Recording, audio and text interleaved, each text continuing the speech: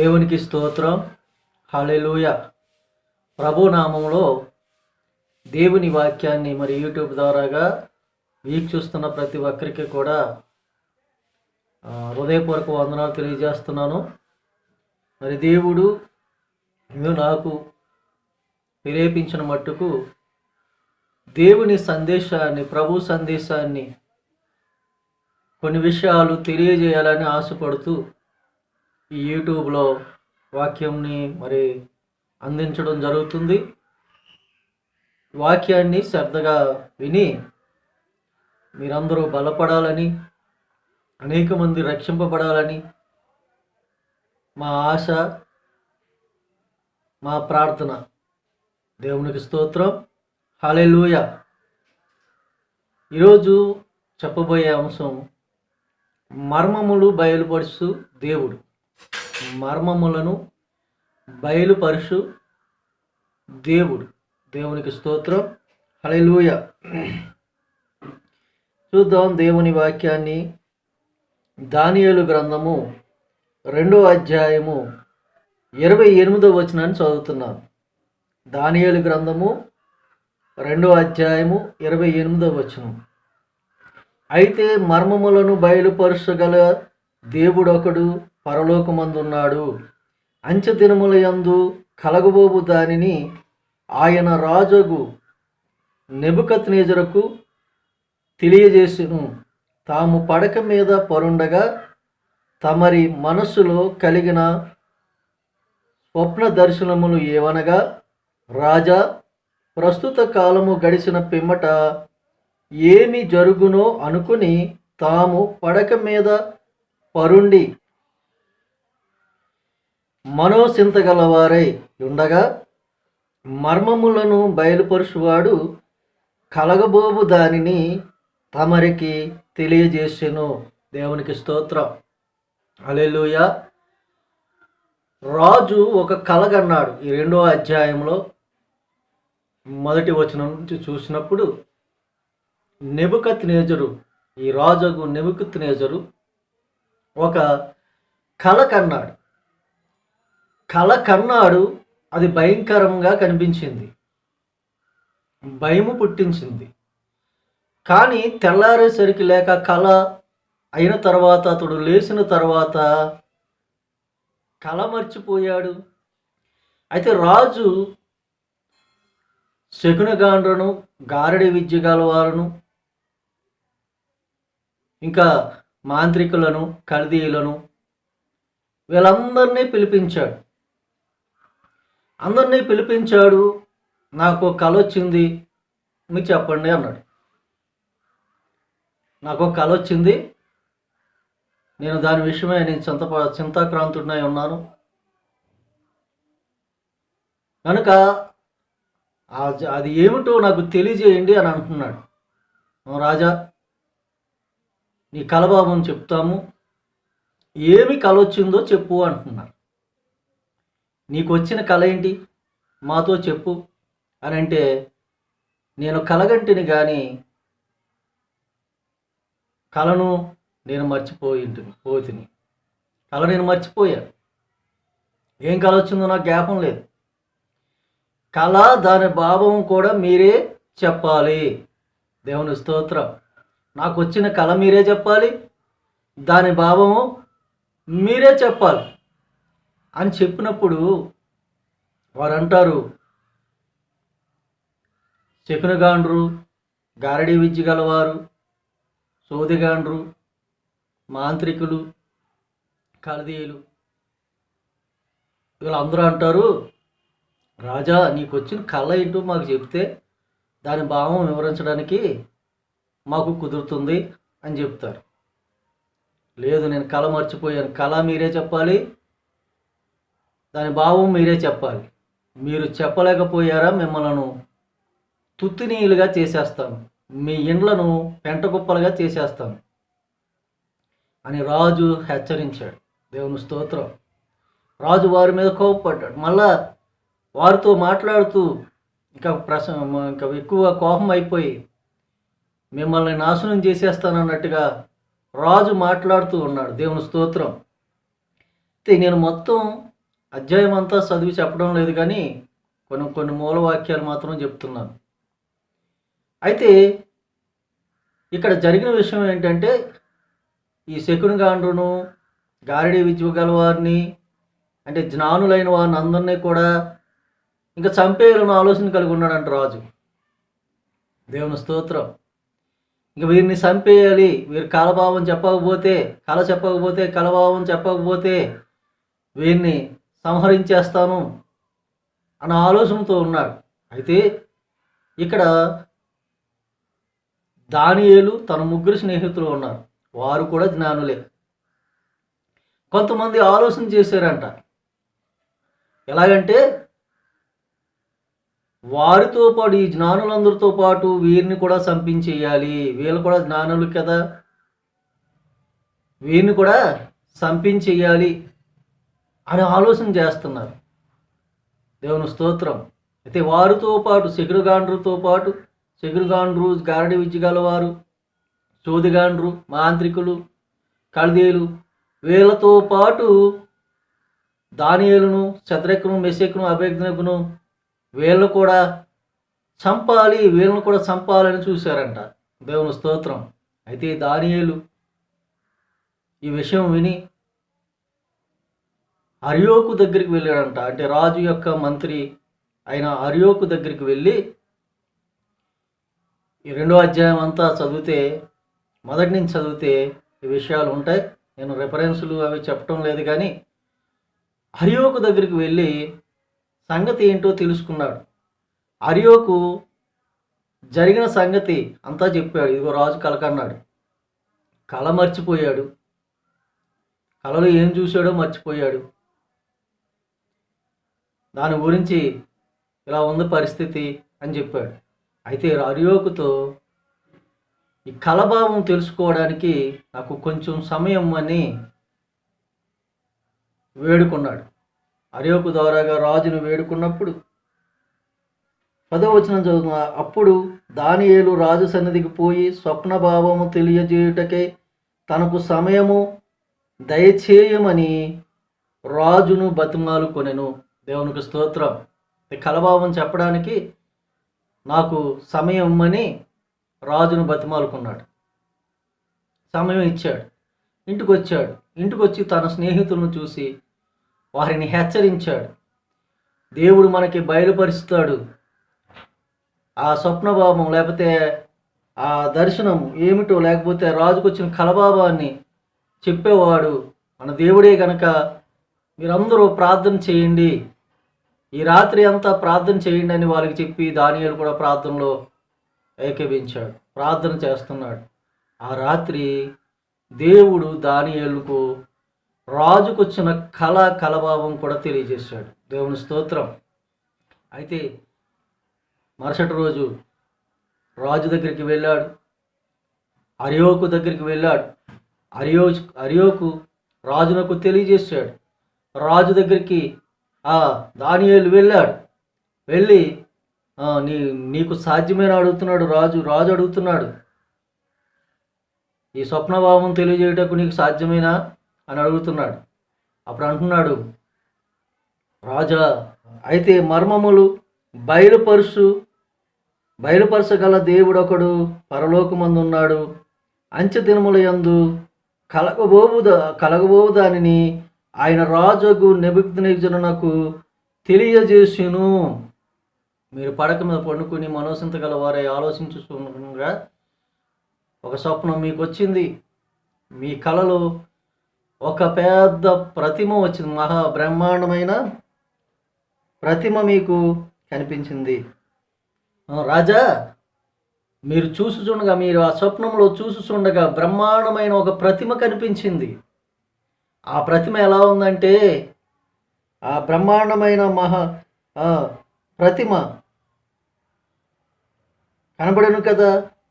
ఈ గొప్ప ప్రతిమ ప్రకాశమును భయంకరమునైన రూపమును గలదై తమరి ఎదుట నిలిచెను. దేవుని స్తోత్రం. మహాప్రకాశమానమైన భయంకరమునై తమ ఎదుట నిలిచెను. ఆయన రూపం ఎలా ఉందంటే, శిరస్సు మేలిమి బంగారం, భుజములు వెండి, భుజములు వెండి, దాని ఉదరములు తొడలు ఇత్తడివి, దాని మోకాళ్ళు ఇనపై, పాదములు ఒక భాగము ఇనుము ఒక భాగము మట్టి. దేవుని స్తోత్రం, హల్లెలూయా. ఇలా కనిపించింది మీకు. శిరస్సు మేలిమి బంగారం, శిరస్సు మేలిమి బంగారం, దాని రొమ్మున భుజములు వెండి, దాని ఉదరములు తొడలు ఇత్తడివి, దాని మోకాళ్ళు ఇనుము, దాని పాదములు ఒక భాగము ఇనుము ఒక భాగము మట్టి. అయితే మీరు చూచుచూ ఉండగా చేతి సహాయము లేకుండా ఒక రాయి వచ్చి ఇనుము మట్టి కలిసి ఉన్న పాదమును కొట్టగా ఆ ప్రతిమ తుత్తునీలుగా అయిపోయింది. దేవుని స్తోత్రం, హల్లెలూయా. దీని అర్థం చెప్తున్నాడు రాజా. మేలిమి బంగారం, శిరస్సు మేలిమి బంగారం. ప్రస్తుతపు మీరు చేస్తున్న పరిపాలన బంగారంలాగా సాగుతుంది, మేలిమి బంగారంగా సాగుతుంది. ఆ తర్వాత మీ తర్వాత పరిపాలన వెండిలాగా సాగుతుంది పరిపాలన. ఆ తర్వాత ఇత్తడిలాగా సాగుతుంది. ఆ తర్వాత ఇనుములాగా ఉంటుంది పరిపాలన. ఆ తర్వాత ఇనుము మట్టి కలిసి ఇప్పుడు చూస్తున్నాం. ప్రస్తుతానికి రాజకీయాలు లేక పార్టీలు మనం చూస్తున్నాం, పరిపాలన మనం చూస్తున్నాం. ఏదో పెద్ద పార్టీ సపోర్ట్ లేకుండా మరొక పార్టీ నడవడానికి కష్టమే. ఒకదానికొకటి పొత్తులు లేకుండా ఉన్నాయి. ఇనుము మట్టి పరిపాలనలో మనం ఉన్నాం ఇప్పుడు. దేవుని స్తోత్రం. ఈయనే మర్మములు బయలుపరుచు దేవుడు. ఈయన సృష్టికర్త, ఈ సృష్టిని అంతటిని సృష్టించిన దేవుడు. దేవుని స్తోత్రం. కనుక నా ప్రియమైన వారులారా, జరగబోయేది అసలు కొన్ని వేల సంవత్సరాల క్రితం దేవుడు బయలుపరిచాడు. దేవుడు యేసు ప్రభువుగా ఈ భూలోకానికి రాకముందే జరగబోయే పరిపాలన లేకపోతే జరగబోయేది ఎలా ఉంటుంది అనే విషయాలు దేవుడు తన భక్తుల ద్వారాగా బయలుపరిచాడు. దేవుని స్తోత్రం, హల్లెలూయా. ఇక్కడ దానియేలును మెచ్చుకున్నాడు రాజు. తన కళ చెప్పడంతో ఇదే నాకు వచ్చిన కళ, అయితే దాని అర్థం చెప్పాడు. 35వ వచనం చదువుతుంది. అంతటా ఇనుము మట్టియు ఇత్తడియు వెండియు బంగారమును ఏకముగా దంచబడి కళ్ళములోని చెత్తవలే కాగా వాటికి స్థలము ఎచ్చటను దొరకకుండా గాలి వాటిని కొట్టుకొని పోయెను. ప్రతిమను విరగగొట్టిన ఆ రాయి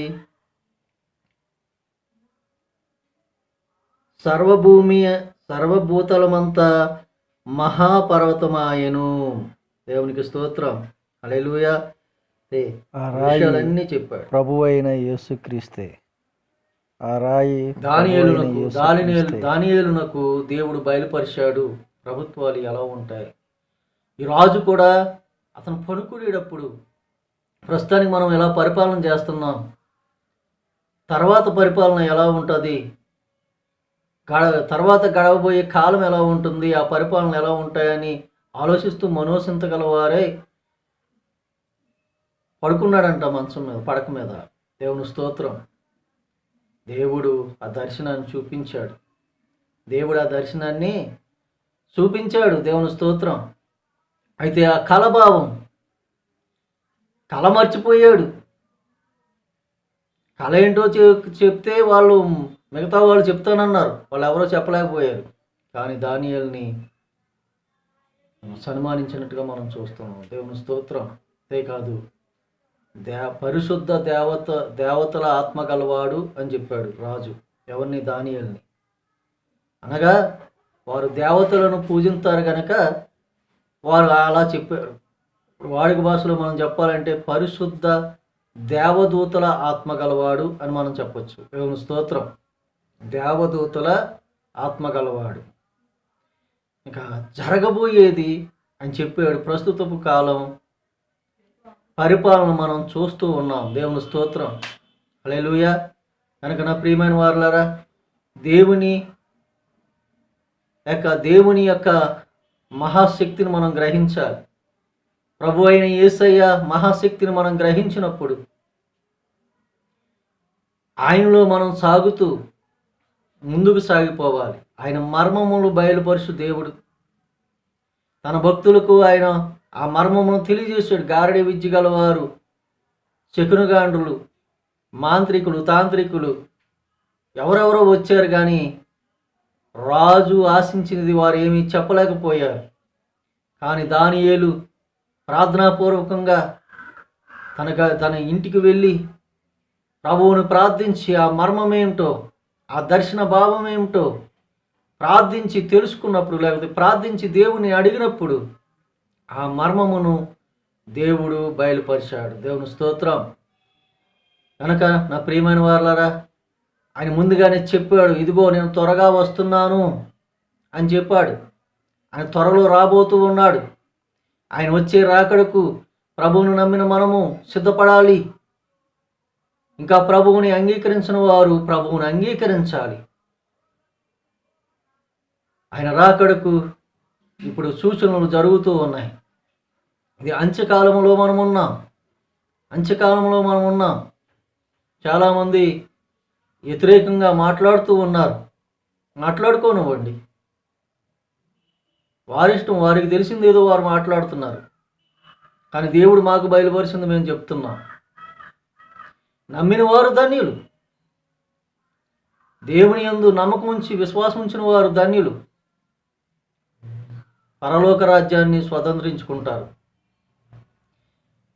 బైబిల్లో ఉన్నది ఉన్నట్టుగానే రాశాడు. జరగబోయేదే రాశాడు, జరిగిందే రాశాడు. ఇక బైబిల్లో రాయబడిన సంగతులు ఇంకా జరుగుతూ ఉన్నాయి. ఇంకా జరగవలసినవి అనేకమైనవి ఉన్నాయి. కనుక ఇది మర్మం, గొప్ప మర్మం. ఈ బైబిల్ గొప్ప మర్మములు తెలియజేస్తుంది. ఈ బైబిల్ నీ రక్షణ కొరకు దేవుని యొక్క రాజ్యంలో ప్రవేశించడానికి ఇది ఆధారం. ఈ బైబిల్ ఆధారం. ఈ బైబిల్లో ఉన్న మాటలన్నీ నీవు గ్రహిస్తే నువ్వు సత్యాన్ని తెలుసుకుంటావు. అక్కడో మాట చదివేసి దేవుడు అలాంటోడు ఇలాంటోడని చాలామంది విమర్శిస్తున్నారు. అక్కడో మాట నీకు చదివేస్తే నీకేమర్థమవుతుంది? బైబిల్ పూర్తిగా చదవాలి. బైబిల్ పూర్తిగా చదివిన తర్వాత ఆయన ఎటువంటి దేవుడో నీకు అర్థమవుతుంది. కనుక నా ప్రియమైన వారలారా, ప్రభువును నమ్మండి. ప్రభువును నమ్మిన వారు అటు ఇటు తొలగిపోక వాలేసే బాణానికి వేళ్ళేసే బాణానికి పడిపోక దేవుని యందు నిరీక్షణ ఉంచి ప్రభు మార్గంలో సక్రమంగా సాగాలని ప్రభుపేట మనవి చేస్తున్నాను. ఈయన మర్మములు బయలుపరుచు దేవుడు. ఇంకా అనేకమైన మర్మములు ఈ బైబిల్లో ఉన్నాయి. తెలుసుకోండి. ప్రభుని గురించి తెలుసుకోండి. ప్రభువులో సాగండి. దేవుడు మిమ్మల్ని అందరినీ దీవించి ఆశీర్వదించునుగాక. ఆమేన్. చిన్న ప్రార్థన. ప్రేమగల తండ్రి, పరిశుద్ధుడా, నీకు వందనాలు. అయ్యా, మర్మములు బయలుపరుచు దేవుడిగా కొన్ని మాటలు నాయన పూర్తిగా వివరించలేదు, కానీ ఆ అధ్యాయం మొత్తం అక్కడో మాట కొన్ని ప్రాముఖ్యమైన మాటలు నాయన వివరించడానికి మీ కృప చూపారు. అందరూ బట్టి మీకు వందనాలు. ఈ వాక్యాన్ని వింటున్న ప్రతి ఒక్కరిని దీవించి ఆశీర్వదించండి. మీ కృపలో వద్దలొచ్చేయండి నాయన. ఇంకా అనేక మంది నిన్ను తెలుసుకుని మారి రక్షింపబడ్డానికి కృప చూపండి అయ్యా. నీవు మర్మములు బయలుపరుచు దేవుడు అని, ఇదిగో గొప్ప మర్మాలు నాని ఈ గ్రంథంలోనే నీవు దాసి ఉంచావని అనేక మంది నాని గ్రంథాన్ని చదివి లేక దైవజనులు చెప్తున్న వాక్యాన్ని విని రక్షింపబడటానికి, నీ రాకడకు సిద్ధపడడానికి సహాయం దయచేసి మీరే మహిమ పొందమని, ఇదిగో నాయన ఇంకా అక్కడక్కడ కొనసాగుతున్న కరోనా వైరస్ నాయన మీరు తొలగించి లయము చేయండి. మా దేశ ప్రజలను, ఇతర దేశ ప్రజలను, బయట దేశాలు వెళ్ళి పనులు చేసుకుంటున్న వారిని ప్రతి ఒక్కరిని నాయన మీరు దీవించి ఆస్వాదించండి. ప్రతి ఒక్కరిని మీరు ముట్టి స్వస్థపరచండి. ప్రతి ఒక్కరిని మీరే రక్షించి కాపాడమని ప్రార్థిస్తున్నాం. కృప చూపండి. నీ కార్యాలు జరిగించిన ఆయన మీరే మహిమ పొందాలి. అంతేకాదు ప్రభువా, నాయన ప్రభుత్వ అధికారులను కూడా నాయన దీవించు. మా గ్రామ నాయకులను, మండల నాయకులను, అయా జిల్లా నాయకులను, రాష్ట్ర నాయకులను, భారతదేశపు నాయకులను దీవించి ఆస్వాదించి మంచి పరిపాలన జరగటానికి కృప చూపమని, ప్రతి ఒక్కరిని నాయన మీరు దీవించి ఆస్వాదించి యావత్ భారతదేశం అంతా రక్షింపబడడానికి మీ కృప చూపమని, సహాయం దయచేయమని, సమస్త మహిమా ప్రభావాలు మీకే ఆరోపిస్తూ యేసయ్య పరిశుద్ధ నామంలో ఈ ప్రార్థన అడిగి వేడుకుంటున్నాను మా పరమ తండ్రి. ఆమేన్. ప్రభునామంలో అందరికీ వందనాలండి.